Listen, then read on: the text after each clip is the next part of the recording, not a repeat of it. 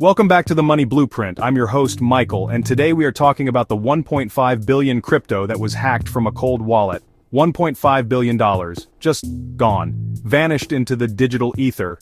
Now this wasn't some obscure DeFi protocol getting hacked, the kind no one's audited. This wasn't some newbie crypto user falling for a phishing scam. Oh no, this was Bybit, a giant in the cryptocurrency exchange world. And the target? Their supposedly most secure assets, their offline, impenetrable cold wallets. Back in February 2025, cybercriminals didn't just pick the lock, they practically dismantled the vault door. This was a heist that totally rewrote the rulebook on what we thought was possible in crypto security. The digital fortress, breached. The uncrackable, cracked. So, how did they pull it off? That's the chilling story we're about to break down. Bybit, if you're in crypto, you know the name, a massive global exchange handling billions in trades every single day, trusted by millions. Like any big exchange, Bybit had layers upon layers of security, and the cornerstone of their security setup, their cold storage infrastructure. Now for anyone not familiar, watch my video about hot wallets and cold wallets. Think of cold wallets as the crypto version of a Swiss bank vault, arguably even more secure.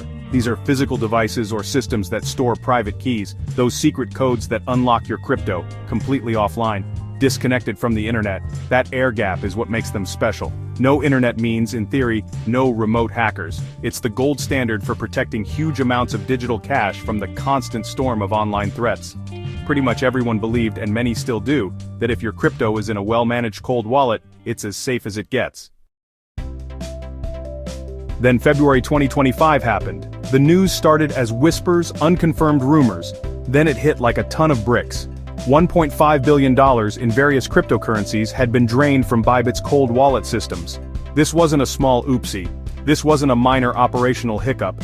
By all accounts, it was the biggest crypto heist in history, striking at the very heart of digital asset security. The shockwaves were instant and brutal.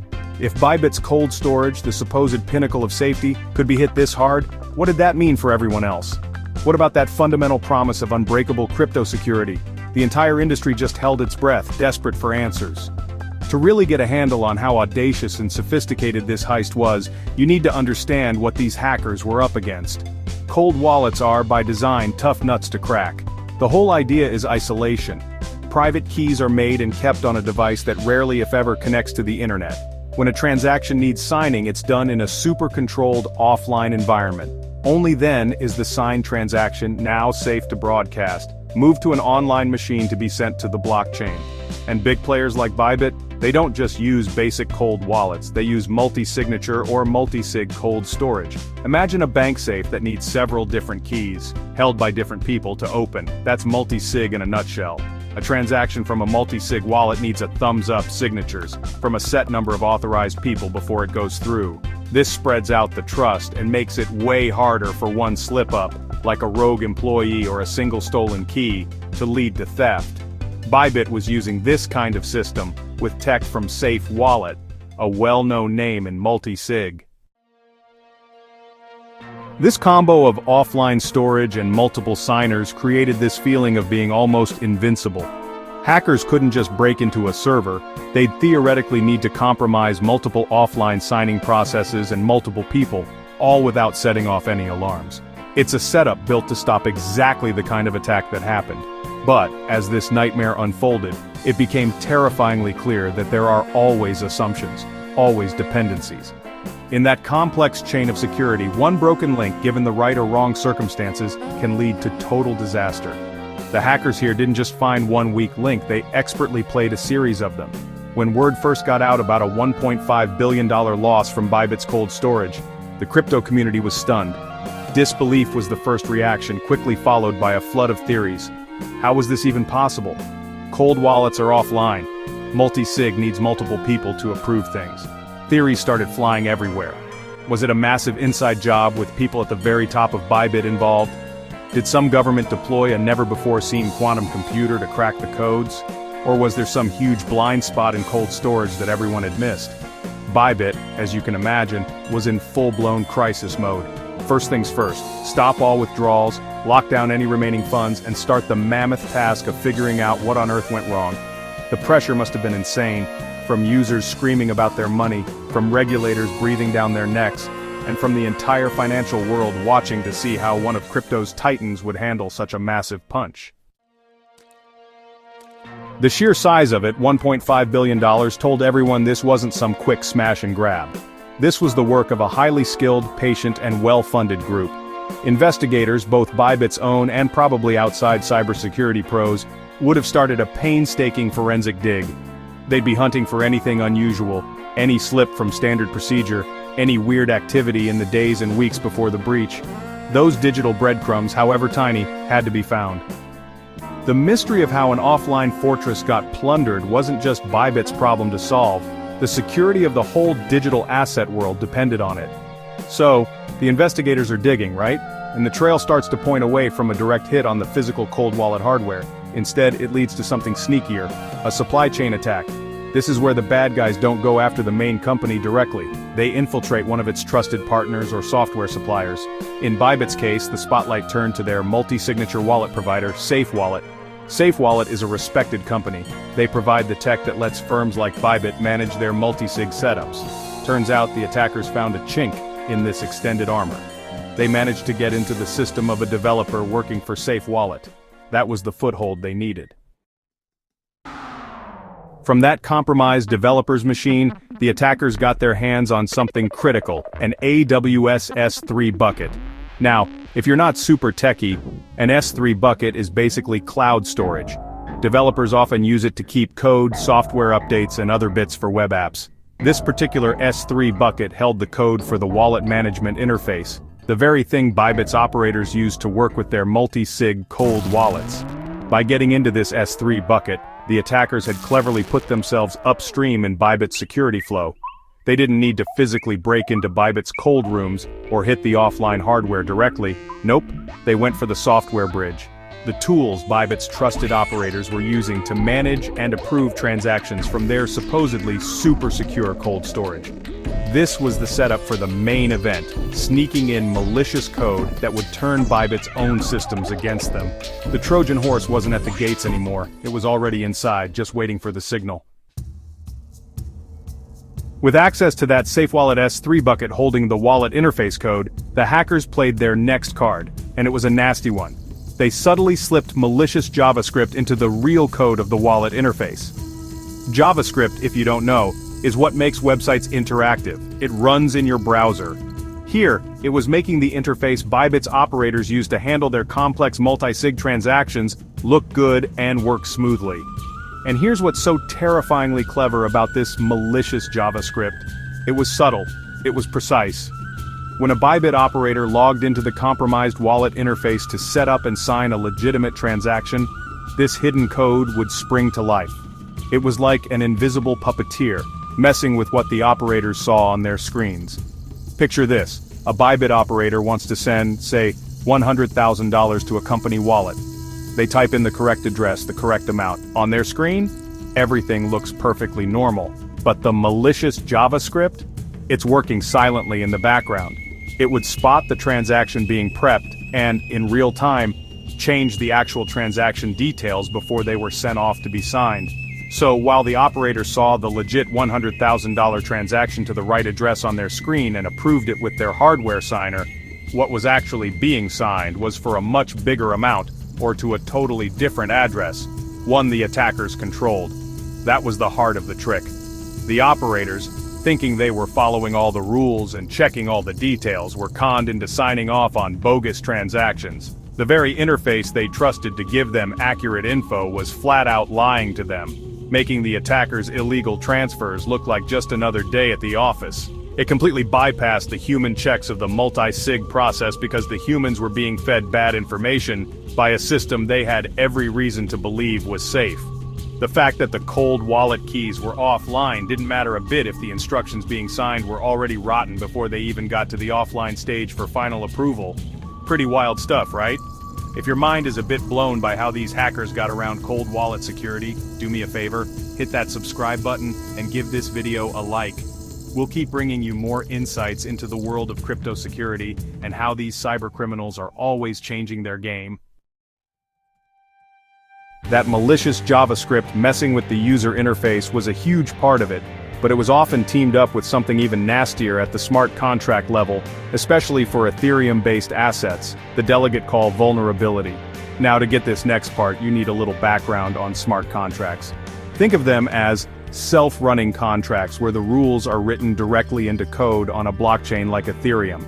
A delegate call is a special kind of command in Ethereum smart contracts. Essentially, it lets one contract, let's call it contract A, call another contract, contract B, and run contract B's code, but as if it were contract A.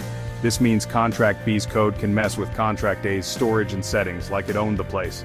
It's a powerful feature, meant for things like upgradable contracts and shared code libraries. But like a lot of powerful tools, it can be incredibly dangerous if you're not super careful. In the Bybit hack, the attackers exploited a delegate call function within the smart contract setup of the wallet system, likely the safe wallet one. Once the operators, tricked by that dodgy JavaScript interface, signed what they thought was a normal transaction, that signature could then be used to OK an operation that sneakily included a malicious delegate call. This delegate call, totally invisible to the operators, would then run code that basically rewrote the rules of the wallet contract itself. It could, for instance, change who was an authorized owner, or how many signatures were needed for the multi-sig wallet, or it could just directly tell the wallet to send funds to an address the attackers owned. So, even if the first transaction signed by the operator was tiny and looked harmless, maybe cleverly hidden by the UI trick, the delegate call hidden inside it could ramp up privileges or run completely different unauthorized commands within the wallet contract. This let the attackers secretly change how the wallet worked and drain massive amounts of crypto, all while the messed up UI made everything look like business as usual to the clueless Bybit team. It was this devastating 1-2 punch JavaScript to fool the humans, and delegate call to twist the smart contract logic. Once those malicious transactions were signed and out on the blockchain, the $1.5 billion started pouring out of Bybit's compromised cold wallets. But for these cybercriminals, stealing the cash was only half the job. The next, equally crucial part, making that mountain of cash disappear, or at least, making it incredibly hard to trace and get back. Crypto transactions are, by their nature, out there on public blockchains. Wallet addresses are pseudonymous, not directly tied to real names unless an exchange links them, but the flow of money is transparent. This transparency can actually work against hackers. Big, shady crypto movements get instant attention from blockchain tracking firms, cops, and the whole crypto community. And you can bet the Bybit hackers knew this inside out. They used sophisticated laundering tricks, and they did it incredibly fast. One of their main moves was chain hopping. This means quickly bouncing the stolen assets across different blockchains.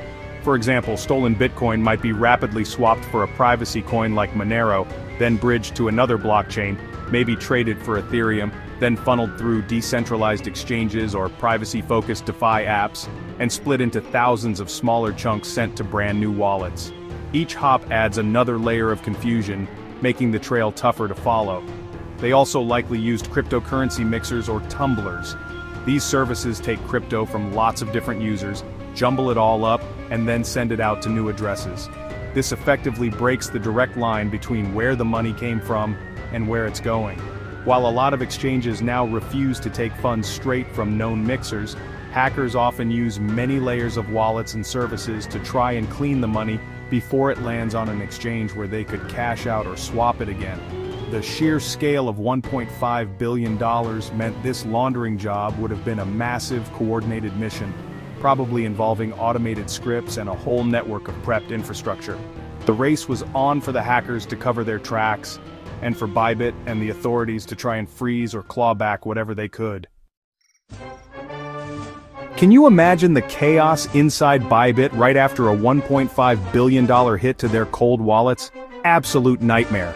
For Bybit, the to-do list would have been brutally clear. Secure any remaining funds, plug the security hole, figure out the full extent of the damage, and then face their users and the public. Internally, it would have been a red alert. All transaction signing would likely grind to a halt. Cybersecurity teams, probably beefed up with outside experts, would be working around the clock, sifting through the digital wreckage to confirm how the breach happened, and to make damn sure the attackers were out of their systems. This meant dissecting that compromised safe wallet interface code, analyzing smart contract interactions, and meticulously going over every single recent transaction approval. Externally, it's a tightrope walk. How does an exchange even begin to explain such a catastrophic loss? You have to be transparent to keep any trust, but say too much too soon, and you could mess up the investigation or reveal other weak spots. Bybit would have had to put out official statements admitting the breach and saying what they were doing about it. The big question for users would be, is my money safe? Usually big exchanges have insurance pots like Binance's SAFU fund, or company cash reserves to cover losses from hacks like this, so users hopefully don't take the direct hit.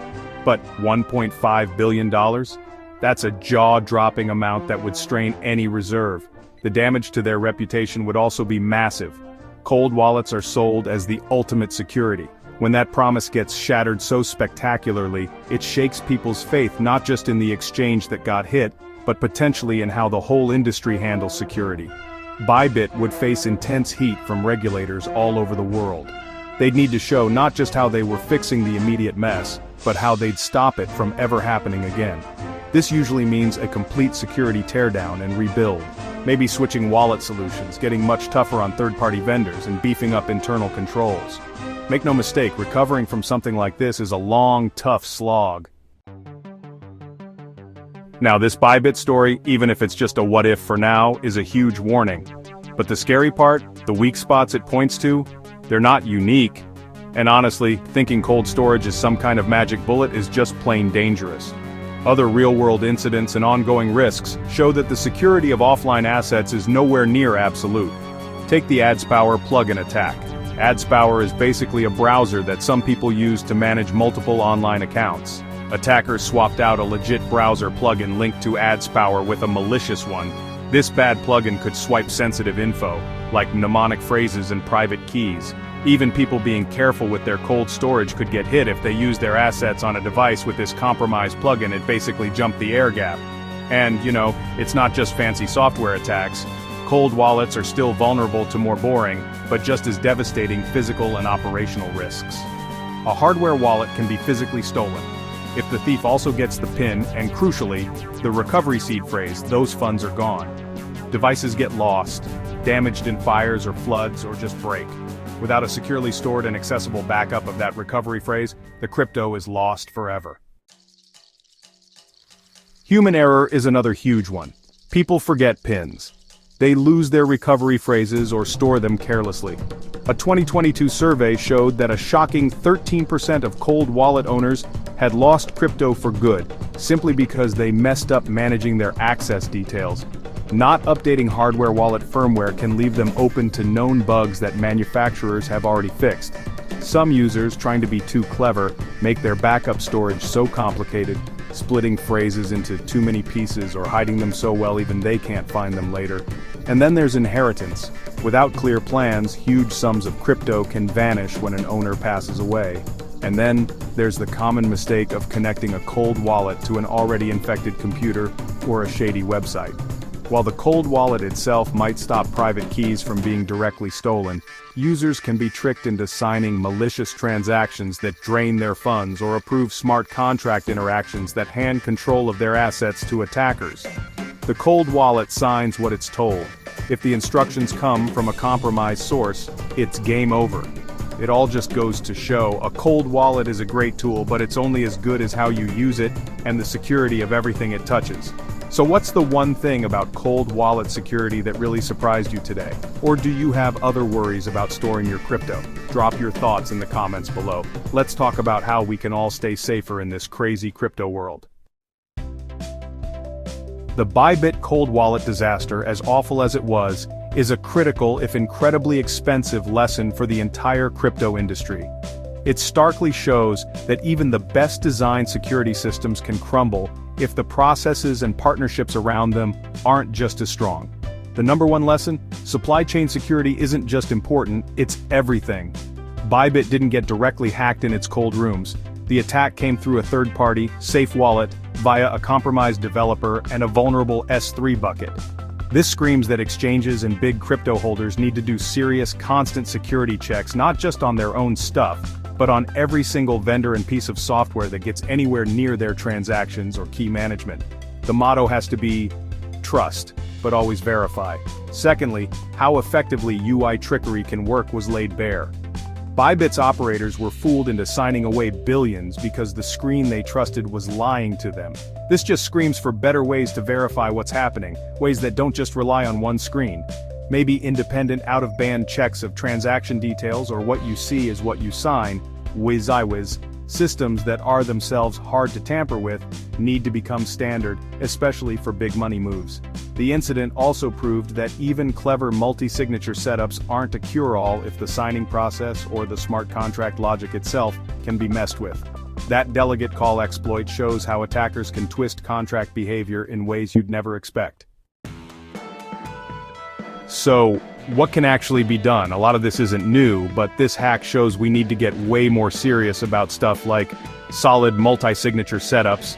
Yeah, use multi-sig, but make sure the whole process around it, interfaces, approval steps, is locked down and audited. Better physical and operational security.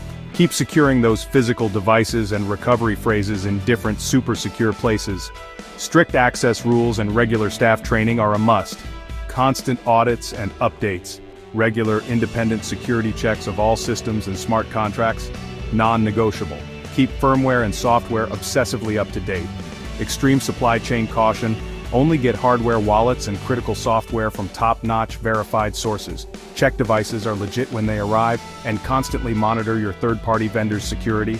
Strict separation of who does what, limit who can approve transactions, and critically use cold wallets for what they're for, long-term secure storage, not for tons of daily transactions, which just ups their risk.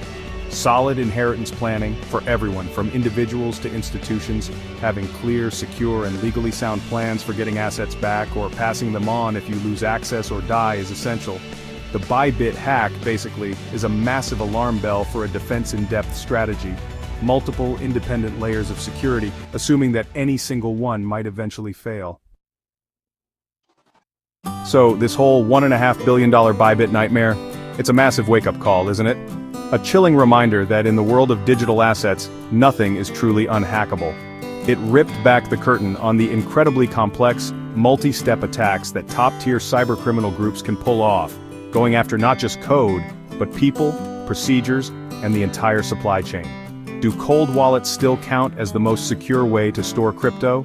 Yes, when they're set up right and managed with rock-solid operational security, they still offer way more protection against online threats than hot wallets or just leaving your funds on an exchange's main accounts.